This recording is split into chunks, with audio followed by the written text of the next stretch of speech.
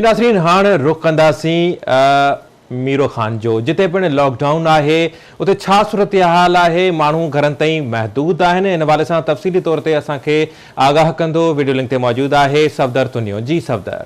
Corona virus के रोकथाम लाइ हुकूमत वारो सूबे में लॉकडाउन जो ऐलान किया वियो है। वही लॉकडाउन जो 3 ॾींहं ते मीरो खान शहर जा समूरा नंढा तोड़े वॾा कारोबारी मर्कज़ मुकम्मल तौर ते बंद आहिनि। मुसलसल लॉकडाउन सबबि मीरो खान शहर जो पोर ते मज़दूर तबको है वो घर अंदर मुसलसल फाका कशी करण ते मजबूर आहे। हिन वक्त असां सां मौजूद आहे पोर तबको अचो तो उन्हनि खां पुछूं त वधीक उन्हनि जो चवणु छा आहे। जाको लॉकडाउन लॻो आहे असां ग़रीब दिहाड़ीदार मर वियासीं वञूं खाई ॿाहिरि वञूं था त पुलिस पकड़े और जे भी वॾे रेट था वञूं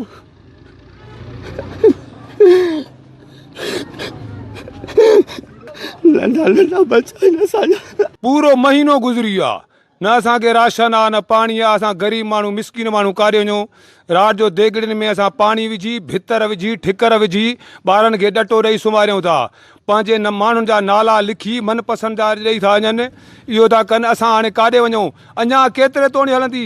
ख़ुदा कारण शहर खोलियो पोइ बि असां मज़ूरी महिनत करे खाऊं। लॉकडाउन लगी पई आहे, दुकान बंदि आहिनि। मां पाण दर्जी आहियां, बेरोज़गार वेठा आहियूं, फाका कशी था कयूं। हिकु वेलो वेहूं था, हिकु वेलो खाऊं था। वीचारूं था जिन जो चवणु हुयो त मुसलसल लॉकडाउन सबबि असां घर अंदरि फाका कशी कटण ते मजबूर आहियूं। कंहिं बि हिन वक़्तु असांजी साथ न लधी आहे। असीं मुतालबो कयूं था सिंध हुकूमत ऐं चूंडियल नुमाइंदनि खां त हिन मुसीबत तकलीफ़ वारी घड़ी में असांजी वार करे असांजे घरनि ताईं राशन पहुचाए वञे। जी।